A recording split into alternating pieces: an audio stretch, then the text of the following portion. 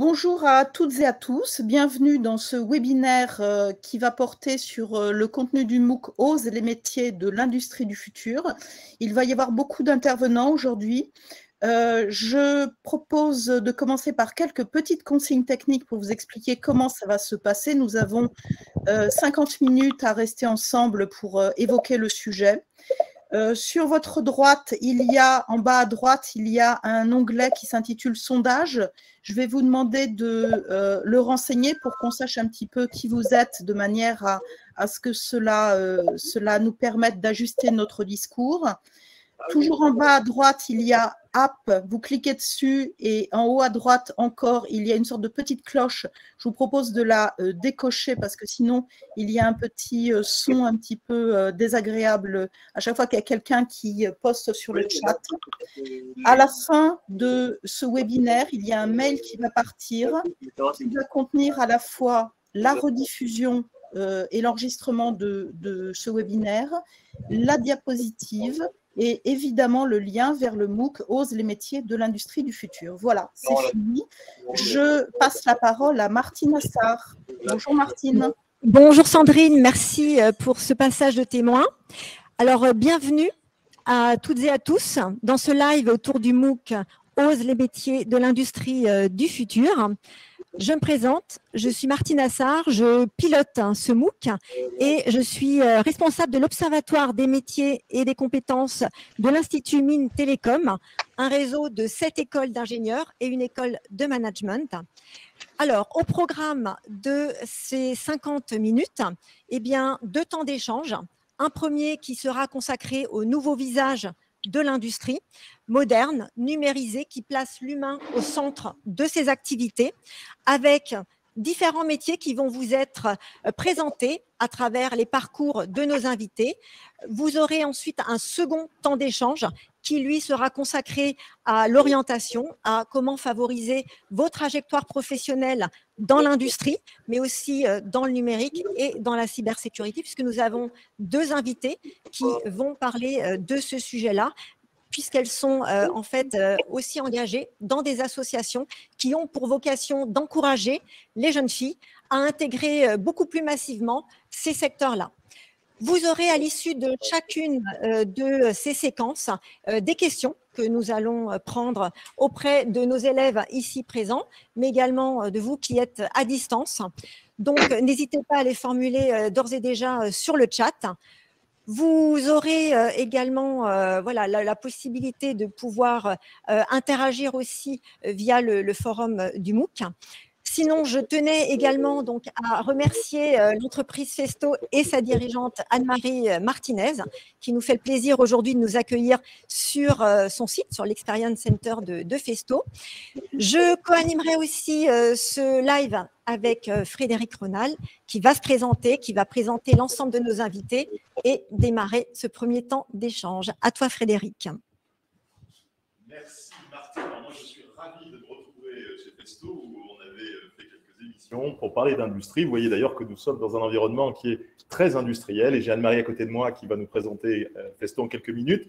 Je suis Frédéric Renal, je suis un banquier, nul n'est parfait, mais je suis un banquier particulier puisque je suis un banquier qui passe essentiellement son temps avec des industriels. C'est une passion, j'aime l'industrie, vous allez voir que ça transpire dans mes propos, et je vais essayer, avec mes invités, 3 industriels, 3 experts de l'orientation, je vais essayer de vous faire partager cette vision de l'industrie, cette passion, cet amour de l'industrie, et en commençant par une dame. Je suis venu ici il y a 6 mois, j'avais interviewé un homme et je suis ravi aujourd'hui d'interviewer une dame. Alors, Anne-Marie Martinez, nous sommes chez toi. Qui est Festo ? Oui. Bonjour à tous et encore, voilà, nous sommes honorés de pouvoir vous accueillir aujourd'hui. Alors, Festo, c'est une entreprise allemande qui est bientôt centenaire. Pour vous donner quelques chiffres, donc ça représente plus de 3 milliards d'euros, 20 000 employés dans le monde. Notre métier, c'est l'automatisation industrielle. Donc, on s'adresse à 2 marchés, l'industrie, comme je viens de le dire, mais aussi l'éducation, en vendant des systèmes d'apprentissage et de formation pour les jeunes. Ici, vous êtes à Brie-sur-Marne, donc on est la filiale filière française du groupe. 180 employés sur site, plus de 100 millions de chiffre d'affaires. Et voilà, et notre métier, donc l'automatisation, je l'ai dit, notre volonté, notre valeur vis-à-vis de nos clients, c'est d'apporter de l'amélioration dans la productivité. Voilà, en quelques mots, ce qu'on peut dire sur Festo, Frédéric. Et dans ce lieu où nous sommes, Anne-Marie, on voit ce qu'il y a derrière nous. Donc, c'est un lieu qui est consacré à la formation, à l'éducation? Tout à fait. C'est un lieu qui est consacré aux clients et à la formation. Donc, aux clients pour pouvoir travailler sur leurs problématiques industrielles, leurs problématiques d'automatisation. Donc, on leur propose ici, on travaille avec nos ingénieurs applications pour trouver les meilleures solutions, les plus innovantes et les plus créatives. Et effectivement, on utilise aussi ces bancs que vous voyez derrière là pour former toutes les personnes de l'entreprise, puisque ma mission aussi, c'est de mettre sur le marché des experts en technologie et d'apporter le meilleur conseil à nos clients. Être une femme chef d'entreprise, c'est difficile. Être une femme industrielle, est-ce que c'est encore plus difficile? Alors oui, alors j'ai un cursus assez long en fait dans l'industrie. Je travaille depuis 25 ans à différents niveaux, différents postes, la qualité, le centre de relations clients, les ventes et maintenant en direction générale. Donc oui, c'est vrai que voilà, il faut faire ses preuves. C'est un chemin et un parcours, une bataille de tous les jours, c'est vrai. Et pour les jeunes filles qui nous écoutent, oui. Si tu avais un conseil, une recommandation à faire pour celles qui seraient tentées par ces métiers de l'industrie, qui pourraient peut-être demain diriger un groupe comme Festo? Alors surtout, ne pas se dire ce n'est pas possible. Toujours regarder le verre plein, en fait, à moitié plein, et se dire, allez, si j'ai envie de challenge, je vais essayer, je vais donner le meilleur de moi-même, et souvent, ça fonctionne. Très bien. Merci beaucoup, Anne-Marie. Merci de nous accueillir chez toi, et puis on va essayer de faire partager ce message que tu as. Rien n'est impossible et ce n'est pas parce que ça paraît difficile que ce n'est pas réalisable. En tout cas, on constate que tu es aujourd'hui à la tête de cette entreprise et j'en suis ravi, vraiment ravi. Merci à vous, passez un très bon moment. Merci. Bien, eh bien, je vais me tourner maintenant vers un vieux compagnon de route. Alors, vieux compagnon de route, même si nous sommes restés tous les deux très jeunes, c'est probablement, en tout cas, quelqu'un pour qui j'ai beaucoup d'amitié et de respect, un des meilleurs spécialistes de l'industrie française. C'est aussi un industriel au travers d'une filière EDEX. Je parle de Bruno Grandjean. Il a beaucoup agi pour l'industrie. Bruno, l'industrie, c'est bourré de stéréotypes. C'est sale, ça fait du bruit, c'est polluant. Il faut même les mettre à l'extérieur des villes. Et à côté de ça, on entend de plus en plus parler d'industrie 4.0, d'industrie du futur.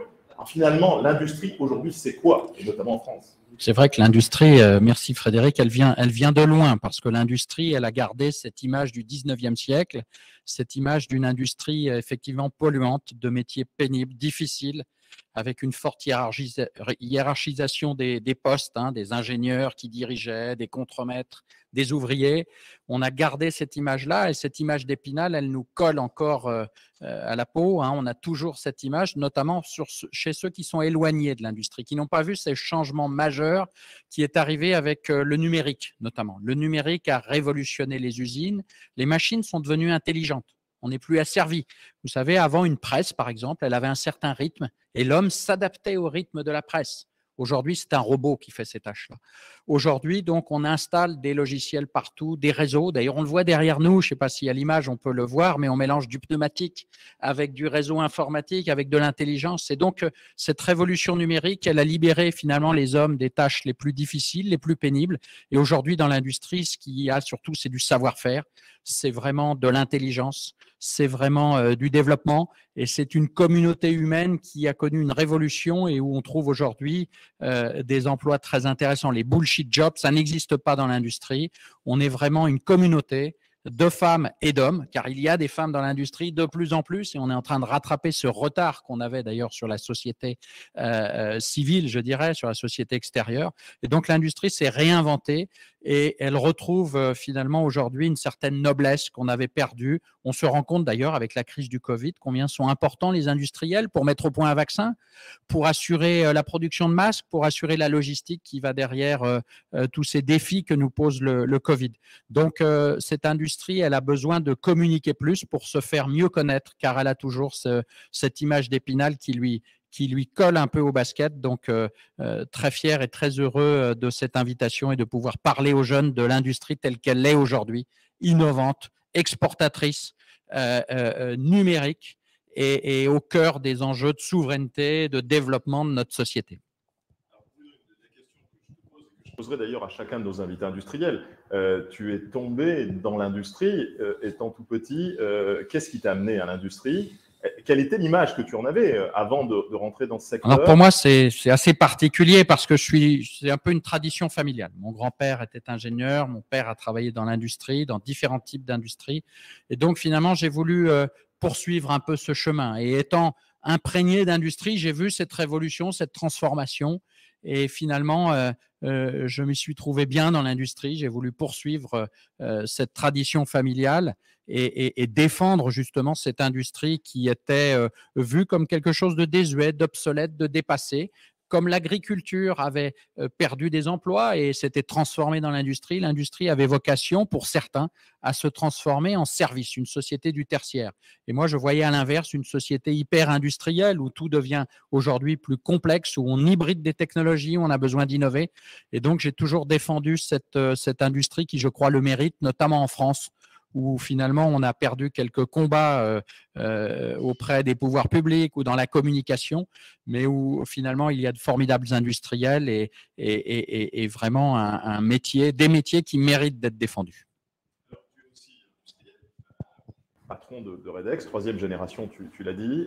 Qu'est-ce que fait Redex et quels sont les profils, les jeunes qui intègrent l'entreprise? Alors chez Redex, pour simplifier, on fait des machines. D'ailleurs, on utilise les équipements de Festo, on utilise du pneumatique, on utilise énormément d'intelligence et on marie de la mécanique, qui est notre métier de base, avec de l'automatisme, c'est-à-dire des moteurs, des automates, de l'intelligence et même maintenant du logiciel, parce que ça, c'est une des constantes de l'industrie. Aujourd'hui, on hybride les technologies et donc nous faisons des machines qui vont être utilisées par d'autres industriels. On est dans ce qu'on appelle le B2B. Nous faisons des machines qui vont être au cœur ensuite de toutes les productions que vous connaissez. On va être présent dans des machines pour faire les masques, par exemple. On a été sollicité durant la crise du Covid pour fournir des éléments de machine pour faire les masques, mais on va être très présent aussi dans le domaine des métaux qui sont en pleine révolution avec les véhicules électriques, présents dans le domaine de l'aéronautique, dans les composites, les fibres carbone, donc dans beaucoup de métiers qui sont cachés. Et ça, c'est une autre leçon de l'industrie, c'est un autre message à faire passer. L'industrie, elle est partout. Elle est partout. Vous prenez ce stylo, vous avez derrière énormément de machines, de savoir-faire. Vous avez des hommes qui ont consacré leur vie à faire en sorte que ce petit stylo, il marche parfaitement, il coûte pas cher et que vous puissiez l'avoir dans votre poche. C'était un produit de luxe, ça, il y a encore il y a 40 ou 50 ans, c'était un produit de luxe. Aujourd'hui, le stylo, on a tous ça. C'est pareil pour votre smartphone, c'est pareil pour cette bouteille, c'est pareil pour tous les objets du quotidien. L'industrie, elle est partout. Elle est partout, elle nous permet une vie meilleure. Elle nous permet de bénéficier de conditions de vie comme nos grands-parents en auraient rêvé. Eh bien, cette industrie, finalement, nous, chez Redex, nous en sommes une petite brique. Merci Bruno. Alors, je vais retenir le message. L'industrie, elle est partout et c'est vrai que l'industrie, elle est dans tous les objets du quotidien. Alors, on va aborder quelques-uns de ces objets puisqu'on a une assez belle diversité entre Festo, Schmitt, Cadieux, des entreprises qui fabriquent des produits très différents mais qui appartiennent à cette famille des industriels. Je vais me tourner vers… Alors, je me tourne à distance puisque vous avez compris qu'une partie de cette émission était présentielle et distancielle. Je vais me tourner vers Patrick Viry, qui représente Schmitt Group. Alors, un nom Schmitt, une marque que tout le monde connaît forcément. Merci Patrick de nous rejoindre sur ce MOOC. On va avoir trois moments dans cet entretien. Le premier consacré à la présentation de Schmitt Group. Bonjour à tous, merci pour l'invitation et je suis très heureux d'être avec vous cet après-midi. Oui, non. Est-ce que vous m'entendez? Vous ne m'entendez pas? Parler de… Même si j'aimerais beaucoup, mais… Est-ce que vous m'entendez? Voilà, très bien. On vous entend. Parfait. Ok. Bonjour à tous, je suis très heureux d'être avec vous cet après-midi. Merci pour l'invitation. Et effectivement, je vais essayer de vous expliquer en quoi l'industrie ne répond pas à cette fameuse image d'Épinal dont vous parliez. Ça tombe bien, j'ai des origines vosgiennes et Épinal est dans les Vosges, sans transition. Donc, on va passer, si vous pouvez passer au slide suivant. Donc, en quelques mots, je vais vous présenter Schmidt Group pour que vous connaissiez un petit peu le contexte, que vous puissiez un peu comprendre en quoi un fabricant de cuisine et d'ameublement est une industrie. On a souvent l'habitude de nous associer à une menuiserie. Pour ceux qui ont déjà visité nos sites, il faut comprendre que nous sommes un industriel avec un automatisme très pointu, compte tenu du processus de fabrication qu'on a développé depuis une trentaine d'années. Le concept, il est simple. Les consommateurs vont dans les magasins Schmidt et Cuisinella. On a ces deux marques qui représentent à peu près 800 magasins dans le monde. Et lorsque je vais dans le magasin et saisir ma demande, ma commande, eh bien, les données qui seront générées pour produire les composants vont transiter à travers les différentes couches logicielles. Vous parliez de logiciels tout à l'heure. Les différents automatismes et les différentes machines pour qu'au final, le consommateur reçoive la cuisine qu'il a commandée. Et la grande spécificité de Schmidt et de Cuisinella, c'est de proposer au consommateur la cuisine ou l'ameublement qu'il aura souhaité avoir. Donc, au coloris qu'il souhaite, aux dimensions et au millimètre dont il a besoin. Donc, pour fabriquer tout ça, donc on est le premier fabricant français. Comme vous avez pu le voir, nous avons 6 sites de production, principalement en France, et nous sommes 1700 collaborateurs. Donc les enjeux de l'entreprise numérique chez nous, elles se situent sur 3 éléments principaux, sur la maintenance, la production et la qualité. En quelques mots, quels sont les métiers qu'on peut trouver dans une industrie comme la nôtre pour contribuer à l'optimisation de ces coûts et donc pour avoir au final des consommateurs qui ont des produits à forte valeur ajoutée et qui ont donc un produit qui répond à leurs besoins. On a besoin pour ça de techniciens de maintenance, de techniciens ou d'ingénieurs en automatisme et en informatique industrielle. Pour maintenir nos machines, nos automatismes, il est important d'avoir ces compétences techniques. Et on est loin de l'image d'Épinal. Je vais prendre encore cette image-là du technicien qui va mettre les mains dans le cambouis, qui va ressortir le soir parce qu'il aura travaillé dans un environnement très sale, où il va passer beaucoup de temps simplement à faire du nettoyage. Nos usines sont très propres. Et donc, si vous allez, si vous avez, et on vous accueillera avec plaisir, si vous avez la chance ou l'occasion de passer chez nous en Alsace, vous pourrez voir que les ateliers sont vraiment loin de machines de scierie avec des tas de sciures sous les machines. Dans le domaine de la production, on a besoin de chefs d'équipe, de conducteurs d'installation automatisés. Et pour conduire des installations, on a besoin de gens qui sont capables de travailler avec des PC. De plus en plus, on a un parc de 800 PC. On a besoin, même pour des conducteurs de machines, d'avoir des compétences dans l'informatique ou dans le pilotage avec des PC. Et pour que l'ensemble puisse fonctionner, on a besoin de services support avec des métiers qu'on a l'habitude de nommer méthodes dans la qualité ou dans la configuration de nos systèmes.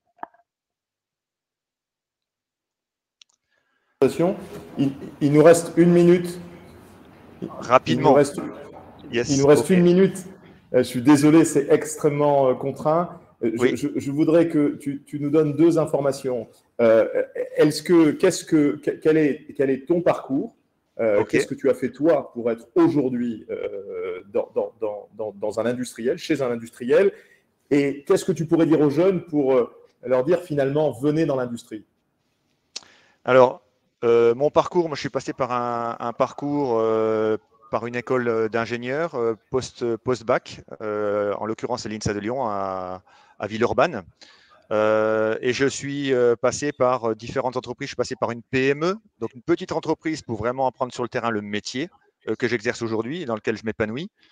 Et ensuite, j'ai intégré Schmidt Group pour pouvoir intégrer tous ces métiers très digitaux. Et si j'avais un message à faire passer, si on revient sur le slide d'avant, et vous avez peut-être pu le voir, c'est un métier qui se féminise, et ça va rebondir sur le thème aussi de la journée.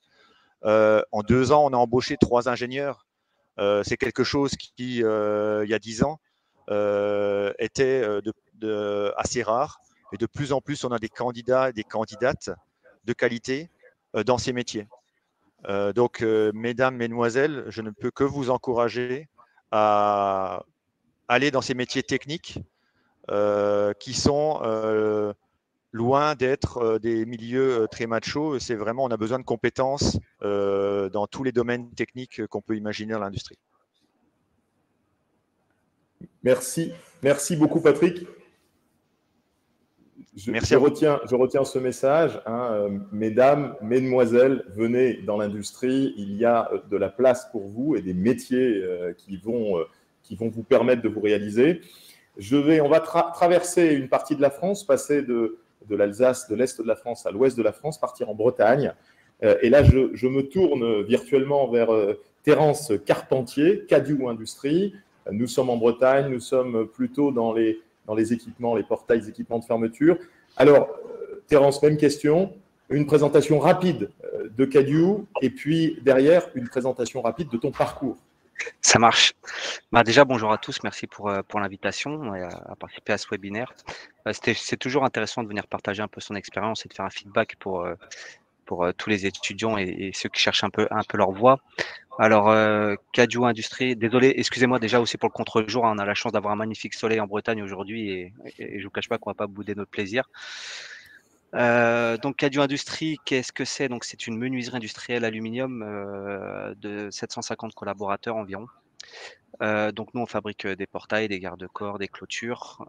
On travaille à la fois avec des grandes enseignes de bricolage que vous connaissez tous et à la fois aussi avec des artisans. Donc on a coutume de dire que nous on est une entreprise artisanale à échelle industrielle. Notre valeur ajoutée dans notre entreprise, c'est l'être humain. Voilà, on porte beaucoup d'importance à l'être humain, à sa formation, à son développement personnel, à son épanouissement personnel. Pour ça, on a la chance, voilà, on est proche de la mer. On a des ateliers de production qui ont vue sur mer même. Voilà, on travaille dans un cadre qui est idéal avec un cadre de vie qui est vraiment top.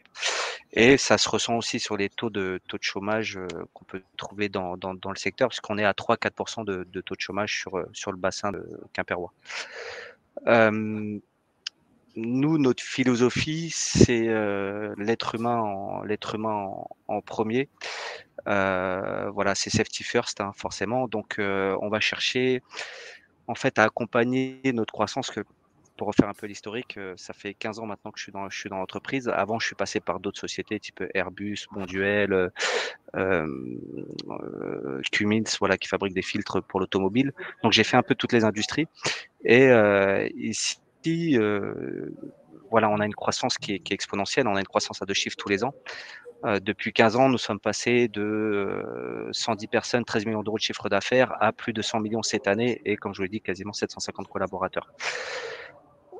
Tout ça, c'est boosté par une PDG qui a un peu plus de 40 ans. Donc, on a des cadres qui sont jeunes. On a une mixité de cadres avec beaucoup de femmes aussi et beaucoup d'hommes. Et surtout, nous, on fait la place à l'évolution personnelle de nos collaborateurs pour que chacun puisse trouver sa place dans notre entreprise. Je vais prendre mon cas personnellement. Hein. Voilà, moi, je suis entré dans l'entreprise en tant que responsable qualité, par exemple.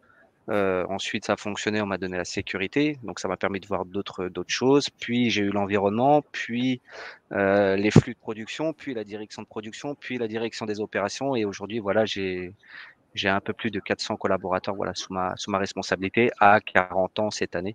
Donc voilà, si j'ai un petit mot à passer à l'ensemble des gens qui nous écoutent, c'est que en fait dans l'industrie, on s'ennuie jamais. Il n'y a jamais une journée qui se ressemble. Depuis 20 ans que moi j'y suis, je me suis toujours levé le matin en étant content de me lever et en étant content d'aller faire mon métier. parce que, comme je l'ai dit tout à l'heure, aucune journée ne se ressemble et les aléas sont tellement divers et variés, les métiers sont tellement divers et variés et sans cesse en mutation, sans cesse dans l'innovation. Voilà, nous aussi, on est orienté, même si on est une menuiserie industrielle, on est orienté entreprise du futur. Voilà, on fait du lean manufacturing aussi chez nous. On a besoin de personnes qui font du management, qui font du middle management, qui sont à capacité aussi de manager des unités de 100 personnes ou plus. Voilà, l'industrie propose quelque part que peu de choses peut proposer à côté, c'est-à-dire voilà, la chance à chacun de devenir celui qu'il souhaite être. Voilà. Et un petit mot, mon petit doigt m'a dit, mais c'est surtout Martine qui me l'a dit en préparant cette émission, que tu es originaire du 9-3. Alors, le 9-3, ce n'est pas forcément le département le plus industriel de France. Et donc, ce qui veut dire qu'on peut être né ou avoir grandi dans un environnement très urbain et faire le choix d'aller en région, chez un industriel régional. Alors exactement, c'est comment que ça s'est passé. Voilà, à 17 ans, moi je suis parti de la maison, hein. Je suis parti avec mon bagage parce que je savais qu'il fallait que je fasse autre chose, que je me bouge aussi, parce que il faut savoir se bouger aussi. Il faut pas savoir, faut être, je dirais, acteur de son destin, acteur de sa carrière. Et donc moi j'ai pris la décision de m'en aller de là où j'étais, parce qu'il fallait que je le fasse pour moi et pour continuer de me développer d'un point de vue personnel. Donc voilà, j'ai eu mon bac S, hein, voilà, comme beaucoup de futurs ingénieurs, mais pour moi, voilà, faire des fonctions, faire tout ça, ça manquait de concret. Donc je suis rentré dans un DUT maintenance qui m'a apporté ce concret. Et ce DUT maintenance, j'ai eu la chance de le faire à Lorient. Pareil, hein, voilà, changer complètement de cadre aussi, apprendre une nouvelle culture, même si on reste en France, mais c'est une nouvelle manière de voir les choses, c'est une autre culture, c'est aussi une culture du travail, puisque la Bretagne a les meilleurs taux de réussite au bac ou dans n'importe quel autre diplôme.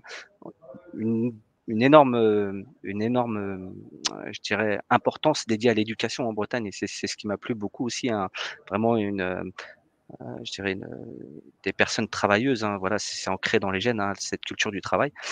Et du coup, voilà, j'ai fait mon DUT maintenance. Derrière, l'appétit venant en mangeant, ça m'a donné envie d'aller refaire une école d'ingé, et j'ai fait une école d'ingénieur en production, où on a parlé flux, on a parlé ordonnancement, on a parlé, voilà. Et là, j'ai vu la multitude de métiers, et je me suis dit qu'il fallait que je trouve quelque chose qui me plaise là-dedans. Et voilà, je me suis spécialisé en qualité sur la dernière année. Et c'est comme ça que, parce que j'étais aussi à l'écoute du marché, c'était à l'époque, voilà, on était en 2003, on commençait énormément de parler de normes ISO. Voilà, donc j'ai senti qu'il y avait un besoin du marché industriel vers les métiers de la qualité, et c'est comme ça que je suis rentré dans l'industrie. Et ça fait 20 ans que j'y suis toujours passionné, et ça me fait énormément plaisir de même revenir dans mes anciennes écoles, parler de mon parcours, parler de ce qu'on peut faire, parler de, voilà. Je pense que dans l'industrie, derrière chaque personnalité, derrière chaque appétence, il y a un métier qui se cache.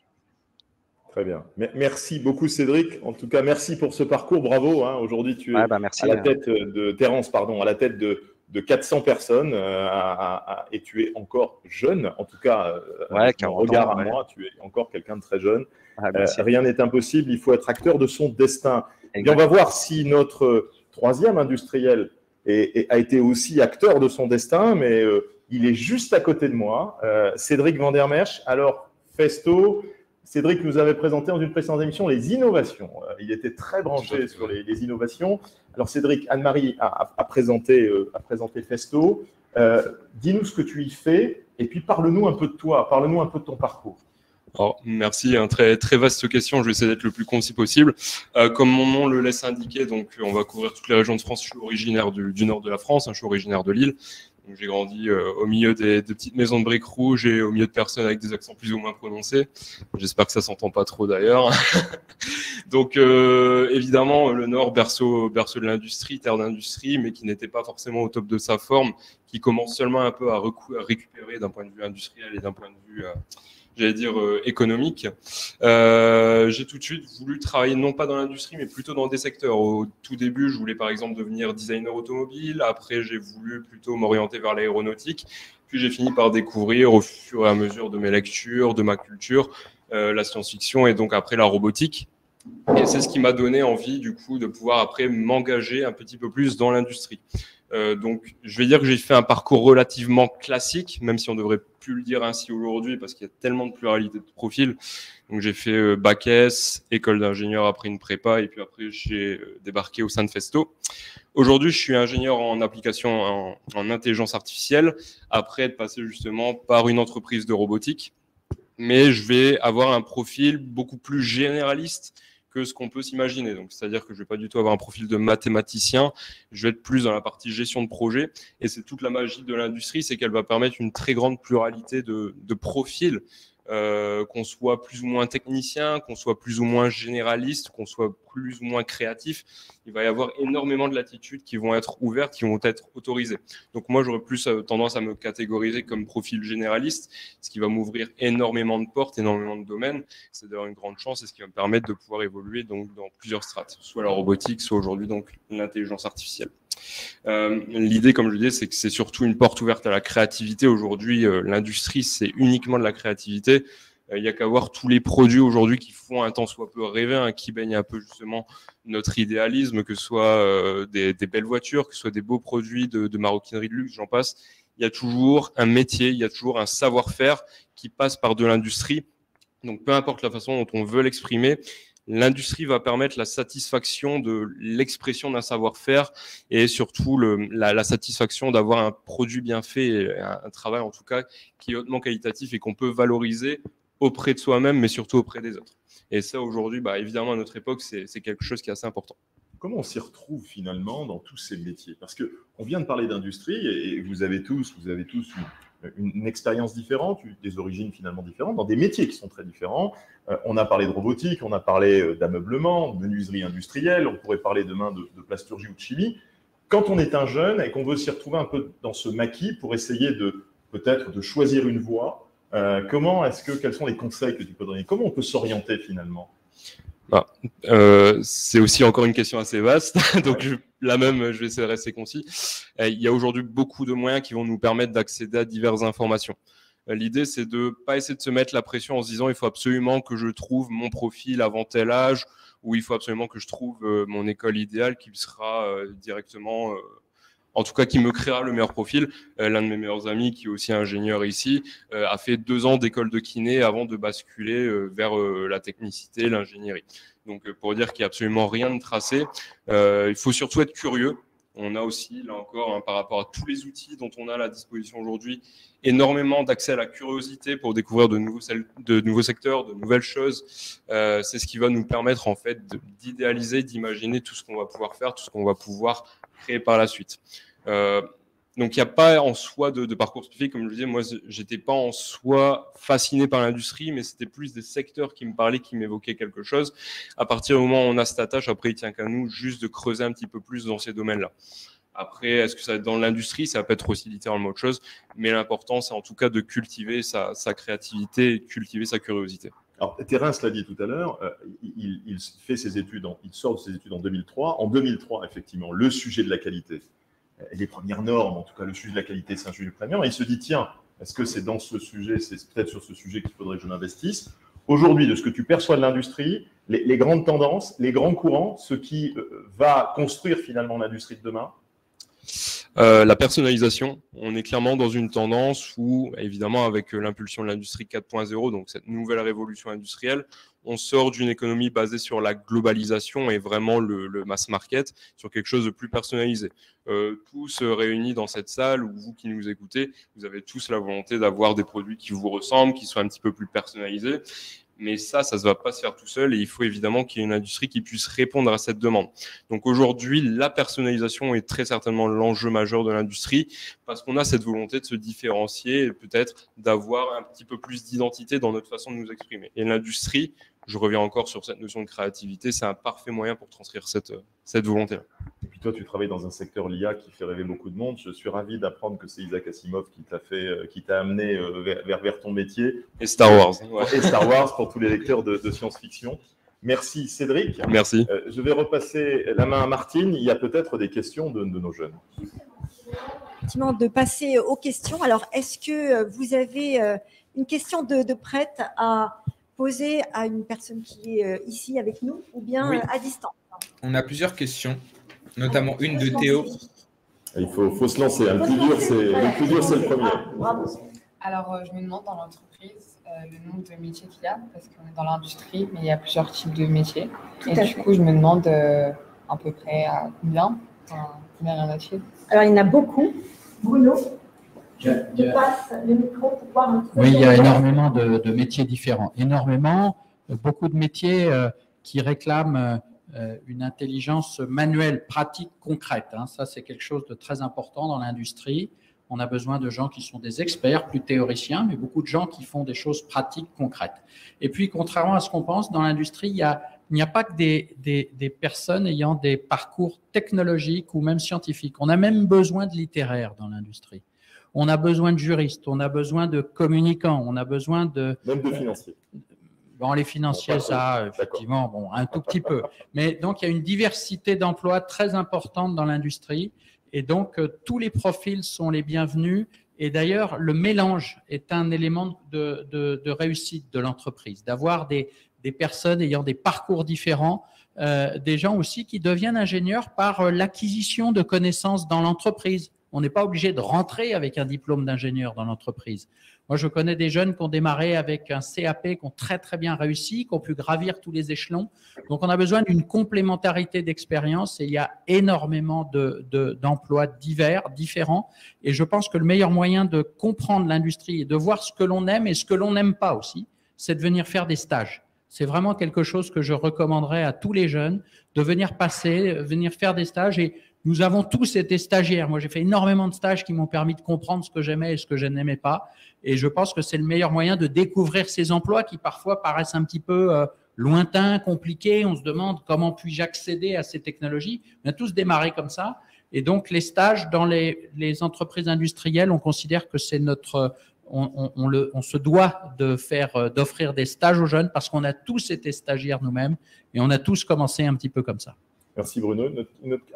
Ouais, j'aimerais juste compléter ce que disait Bruno. Dans la notion aujourd'hui, les compétences qu'on apprend à l'école ou dans toutes les entités scolaires, elles vont avoir une obsolescence qui va être beaucoup plus courte que les compétences qu'on pouvait avoir, je veux dire, dans les années 70, 80, 90. On estime qu'aujourd'hui, une compétence technique qu'on va pouvoir saisir va avoir, on va dire, une durée de vie, si on peut l'appeler comme ça, de 4 à 5 ans. Et évidemment, 4 à 5 ans, c'est très court par rapport à un temps industriel, même à l'échelle d'une vie.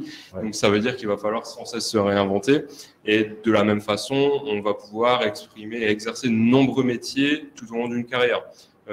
Aujourd'hui, je suis ingénieur, je pourrais très bien passer sur un profil plus commercial ou alors passer vers de la gestion de projet que je fais déjà aujourd'hui. On peut imaginer absolument tout. Et l'industrie permet justement d'exprimer cette volonté de, à un moment donné, se dire je veux m'exprimer, je veux exprimer mon talent, mes nouvelles compétences dans un autre secteur, mais je peux rester dans un cadre ou dans un environnement que je connais déjà. Merci Cédric. Alors comme le temps file très vite, je propose Frédéric qu'on passe directement la parole à Nathalie de l'ONICEP pour tout de suite envisager la partie conseil au niveau de l'orientation. Nathalie. Bonjour à tous. Vous m'entendez? Nathalie. Allez, Nathalie Le Seffel de l'ONICEP. On est sur la partie maintenant des experts de la formation et de l'orientation. Alors Nathalie, que fait l'ONICEP et quelle place occupent les métiers de l'industrie dans les choix d'orientation que tu peux proposer? Alors bonjour à tous, donc je suis psychologue de l'éducation nationale. Je voulais vous parler aujourd'hui des opportunités dans les métiers de l'industrie. Notamment, il existe plein de formations et de métiers que les jeunes ne connaissent pas encore et qui peuvent les intéresser. Donc, pour se former, on peut passer par le lycée professionnel, le lycée général et technologique, l'université, les écoles d'ingénieurs. On ne peut pas passer en revue tous les diplômes qui existent parce qu'il y en a une multitude. Dans la voie pro, du CAP au bac pro, dans les domaines électrotechniques, dans la maintenance des systèmes, dans le froid, dans les microtechniques, dans la logistique, la qualité, l'aéronautique, l'agroalimentaire. Donc, tous ces domaines peuvent amener à travailler après dans l'industrie. On peut aussi éventuellement faire un bac général avec des enseignements de spécialité en physique-chimie, en sciences de l'ingénieur, en numérique et sciences informatiques. On peut passer par le bac technologique STI 2D, sciences et technologies de l'industrie et du développement durable. On peut faire un BTS également en lycée, 2 ans au lycée après le bac. Conception et réalisation de systèmes automatiques, par exemple. On peut faire aussi l'université avec des licences informatiques et ensuite poursuivre vers des masters beaucoup plus spécialisés. Les CPGE, donc c'est des classes préparatoires aux grandes écoles. Donc pour ceux qui veulent intégrer les écoles d'ingénieurs, ou sinon ils peuvent également intégrer les écoles d'ingénieurs avec des prépas intégrés directement, donc 2 années pour atteindre les 3 années du cycle d'ingénieur. Donc vous voyez qu'il y a une multitude de possibilités. C'est tous les profils qui sont attendus, hein, pas spécialement que des ingénieurs, on en a parlé. Il y a des techniciens supérieurs, des cadres, des ingénieurs. Donc ça passe de la conception à la qualité, en passant par tous les services support, en logistique également. On peut passer par l'apprentissage. Donc, l'apprentissage, c'est une possibilité de se former tout en ayant une expérience en entreprise. Donc, l'avantage, c'est de préparer un diplôme. Donc, c'est un diplôme de la voie professionnelle, un même diplôme qu'on peut préparer dans les voies générales. C'est simplement que on signe un contrat avec une entreprise et on est en alternance. Donc, on se forme et en même temps, on pratique son métier, donc c'est très intéressant pour avoir une première expérience professionnelle et pour être après beaucoup plus à l'aise une fois qu'on est diplômé pour s'insérer beaucoup plus facilement en entreprise. Donc une fois qu'on est diplômé, on peut continuer aussi à se former tout en étant salarié, ou bien on peut également choisir de se reconvertir et de choisir une autre branche de l'industrie. Et pour cela, il existe la formation continue. Ou bien la validation des acquis de l'expérience. Donc, ce sont des personnes qui ont de l'expérience et qui souhaitent notamment valider un diplôme tout en étant salarié. Donc, voilà, ce que je peux vous donner comme conseil, c'est de ne pas se limiter, de ne pas s'auto-censurer. Il faut se renseigner sur tous les diplômes et les métiers qui existent. Donc, tous les niveaux sont attendus, oui. Et Nathalie, on peut trouver tout ça à l'ONICEP. Tu peux peut-être donner la voie d'accès. On va sur le site de l'ONICEP. Tout à fait. Alors, je vais donner dans la deuxième diapositive, je vais donner tous les sites où on peut se renseigner. Et donc là, je voulais faire un focus aussi pour les filles. Donc, les métiers sont mixtes, hein. Il n'y a pas de métier réservé aux hommes ou aux femmes. Donc, les filles, les femmes ont toute leur place dans l'industrie. Vous pouvez vous rendre sur les salons d'orientation, les forums des métiers, les journées portes ouvertes des entreprises ou des établissements. Et vous pouvez trouver des personnes qui pourront vous parler de leur parcours et qui pourront vous inspirer sur les débouchés qui sont proposés dans tous les diplômes. Donc, merci, si on peut avancer l'autre diapositive, s'il vous plaît. Ça va être, il va falloir aller… Voilà. Donc, les informations se trouvent sur le site de l'ONICEP. Donc, vous avez toutes les informations sur les métiers, les formations. Vous avez ONICEP TV où vous avez des vidéos, des témoignages de personnes qui parlent de leur métier ou d'étudiants qui parlent de leur cursus d'études. Et puis, sur monorientationenligne.fr, il y a des conseillers qui répondent par mail, par chat ou par téléphone. Et donc, vous pouvez consulter tout ça sur onicep.fr et puis suivre aussi l'actualité de l'orientation sur les réseaux. Et au CDI du lycée, du collège ou bien au CIO, vous avez toute la documentation papier sur les écoles d'ingénieurs, sur les CAP, sur les métiers du numérique, sur les métiers de l'industrie. Donc, il faut consulter ces documents qui vous donnent des informations très claires sur les parcours possibles et les diplômes à obtenir. Merci beaucoup, Nathalie. C'est d'autant plus important de s'informer qu'on a vu qu'il y avait une multiplicité de métiers, même si, je reprends ce que disait Cédric, ne pas se censurer. Ce que disait Terence, on rentre dans ce secteur de l'industrie et après, on y évolue et on y évolue avec beaucoup de liberté. C'est ce qu'il nous disait en tout cas. On va se tourner vers l'industrie au féminin. Avec Sabrine Bendimerad qui a une double casquette, mais c'est une de ces casquettes qui m'intéresse plus que l'autre. Elle est chez Altis, grand groupe français des médias, mais elle est surtout dans une association qui s'appelle Elle Bouge. Alors Sabrine, Elle Bouge, c'est quoi? Alors bonjour à tous, est-ce que vous m'entendez bien déjà? Oui, très bien. Ok, parfait. Je vois que je ne peux pas activer ma caméra. Donc, hop. On vous entend en tout cas, Sabrina. Je n'ai pas, en fait, je n'ai pas le droit d'activer la caméra. Donc, je ne sais pas si c'est normal. Ok, parfait. Très bien.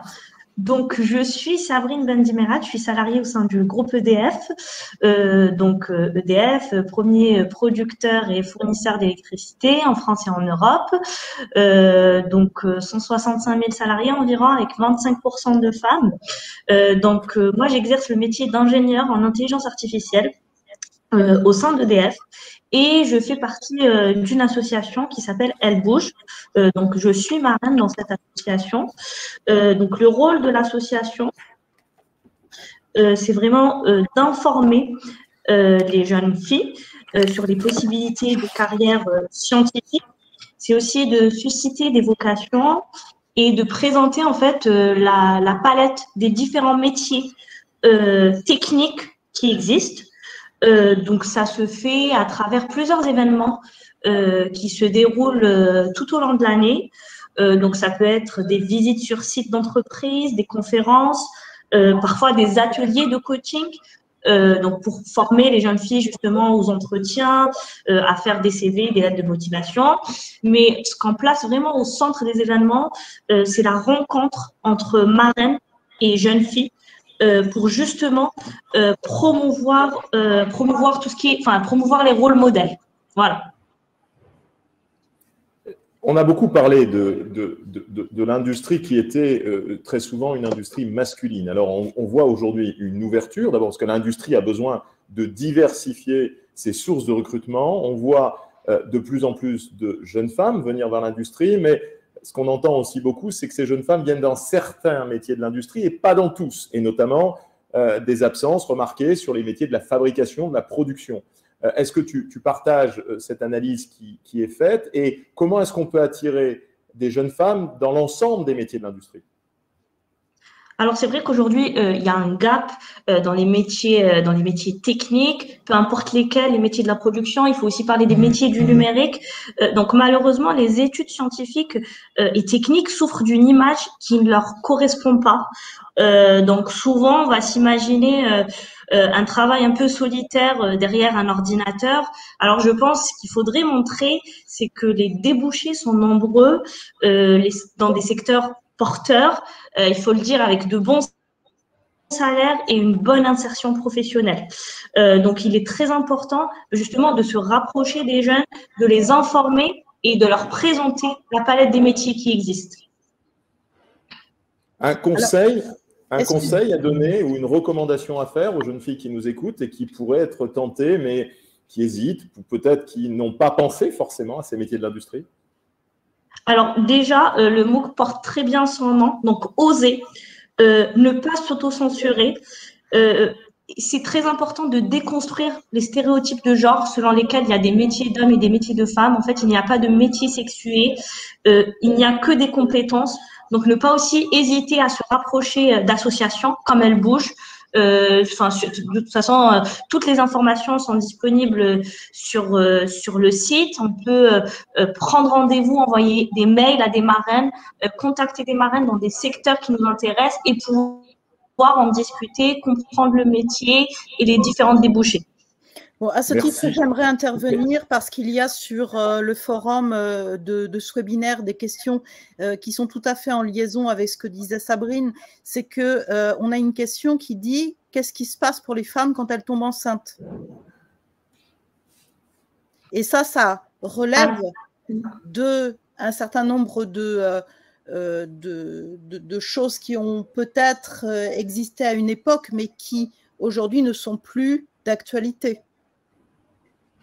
Alors, c'est surtout, ça dépendra aussi beaucoup des valeurs de l'entreprise. Donc, ça, c'est très important aussi.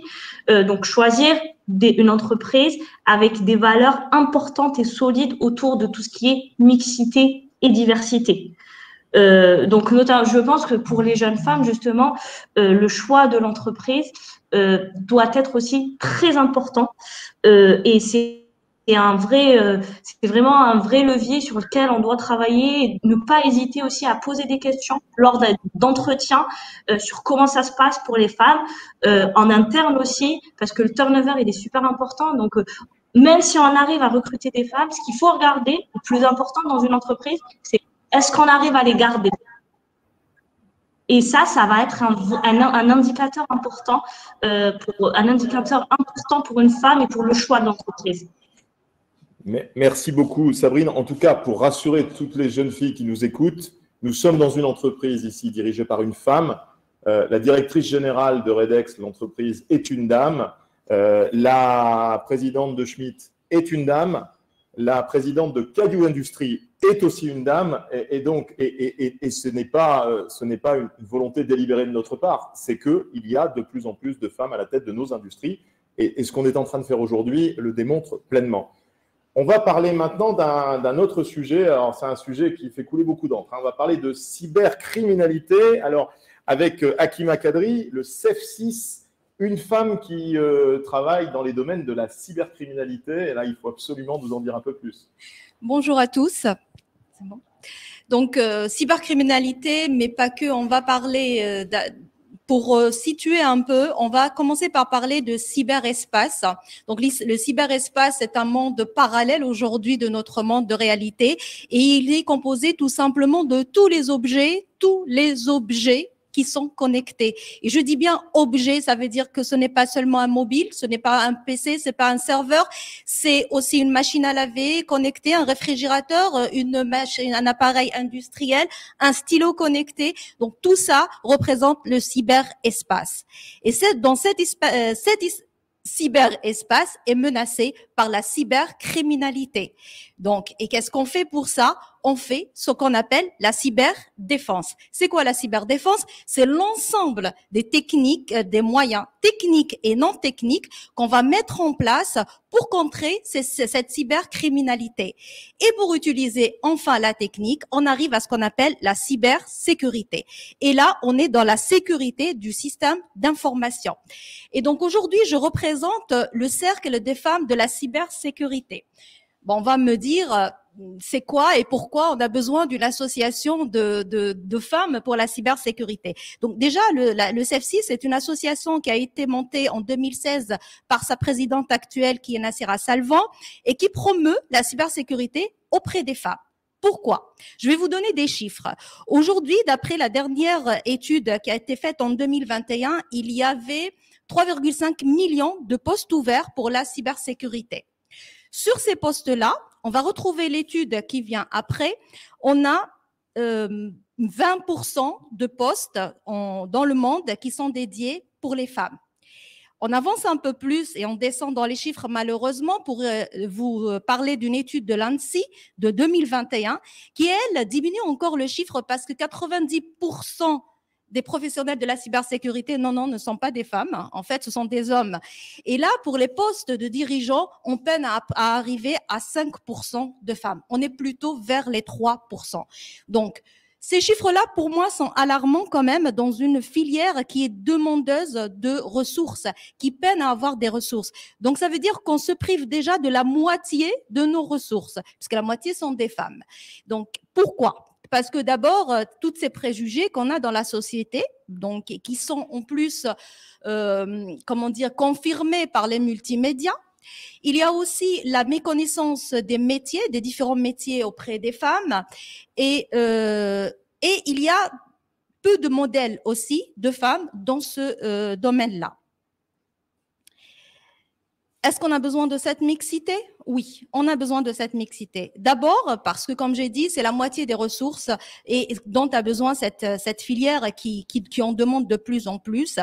Et puis, on a aussi besoin dans la façon de raisonner dans ce métier-là, on a façon d'une pluralité ou de méthodes différentes d'approcher la défense, d'approcher la sécurité, d'approcher l'analyse des attaques. Et plus on a de diversité, d'approches et mieux on a de résultats. Et aujourd'hui, donc, être une femme aussi dans la cybersécurité peut aussi, comme le dit le directeur de l'ANSSI, qui est l'Agence nationale des systèmes de la sécurité des systèmes d'information, c'est que on aimerait parler de pas de cybercriminalité, mais de la paix dans la cyber. Et la femme, elle va apporter justement, on compte sur la femme pour apporter plus ce sens de la paix dans la cyber que de ce sens de protéger ou de défendre des attaques.